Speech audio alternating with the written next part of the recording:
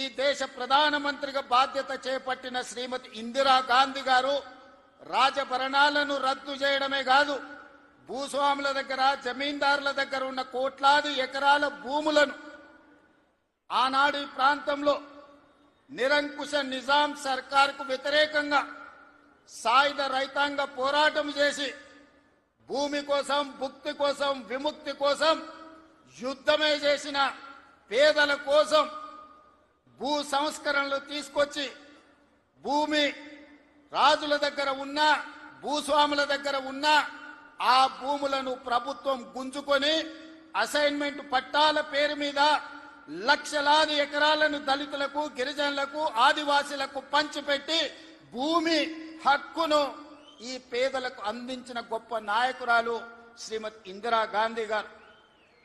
ఈనాడు జరుగుతున్న పరిణామాలు చూస్తున్నాం, యుద్ధాలు చూస్తున్నాం, యుద్ధాలలో భారత ప్రధానమంత్రుల లొంగుబాటును చూస్తున్నాం.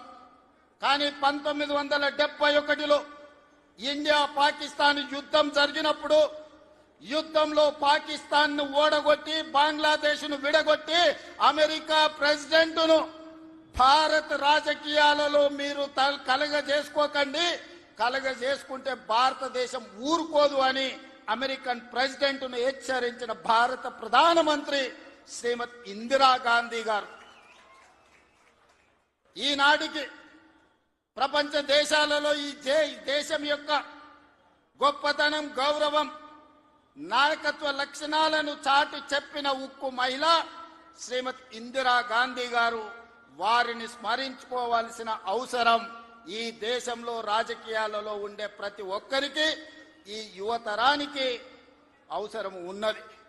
ఇక మూడో తరం, ఆ తరం గురించి నేను చెప్పాల్సిన అవసరం లేదు. మూడు పదాలు, ఎన్టీఆర్. ఈ 3 అక్షరాలు నీతి, నిజాయితీ, నిబద్ధత, ఉక్కు సంకల్పం కలిగిన నాయకుడు ఎవరైనా ఉన్నారు ఈ దేశంలో అంటే తెలుగు జాతి గర్వించదగ్గ బిడ్డ ఎన్టీఆర్.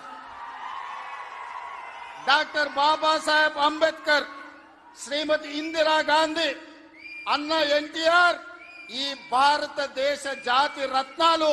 ఈ జాతి రత్నాలు ఈ దేశం ఉన్నంతకాలం, మానవుల మనుగడ ఉన్నంతకాలం వారి కీర్తి ప్రతిష్టలు, వారి నిర్ణయాలను మనం స్మరించుకోవాల్సిన బాధ్యత ఈ రోజు మన అందరి మీద ఉన్నది. మిత్రులారా, ఈనాడు ఈ కార్యక్రమం తీసుకుంటున్నప్పుడు చాలా మంది చాలా రకాలుగా మాట్లాడుతున్నారు. కాంగ్రెస్ పార్టీ ముఖ్యమంత్రి, పిసిసి అధ్యక్షుడు ఎన్టీఆర్ గారి విగ్రహాన్ని ఏ విధంగా ఆవిష్కరిస్తారు, లేదా ఎన్టీఆర్ గారిది ఆంధ్రప్రదేశ్ హైదరాబాదు నగరం నడిపొడ్డున ఎన్టీఆర్ విగ్రహాన్ని పెడతారా అని కొంతమంది మాట్లాడుతున్నారు. ఈ రోజు నేను స్పష్టంగా ఒక మాట చెప్పదలుచుకున్నా.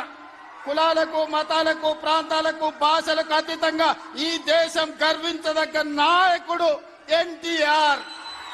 ఆ ఎన్టీఆర్ స్ఫూర్తి హైదరాబాదు నగరం నడిపొట్టున వారి స్ఫూర్తితో పరిపాలన అందిస్తున్న మా ప్రభుత్వం అమీర్పేట్ చౌరస్తాలో మైత్రి వనంలో ఈ దారిలో వెళ్లే ప్రతి వాడికి ఒక స్ఫూర్తిని నింపడానికే ఈ రోజు వారి విగ్రహాన్ని ఇక్కడ మేము ఆవిష్కరించుకున్నాం.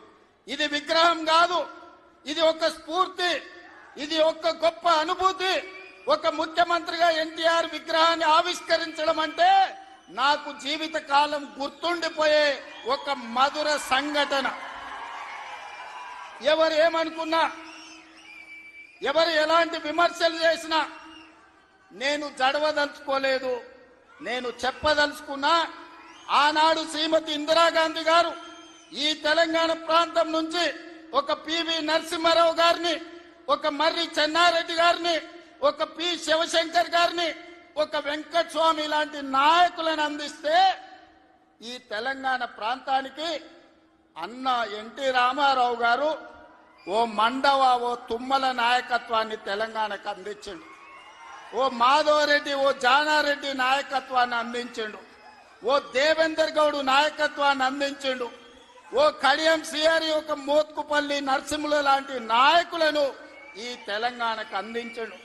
అంతెందుకయ్యా, ఈనాడు ఉపన్యాసాలు ఇస్తున్న బీఆర్ఎస్ నాయకుడు కల్వకుంట్ల చంద్రశేఖర్ రావుకి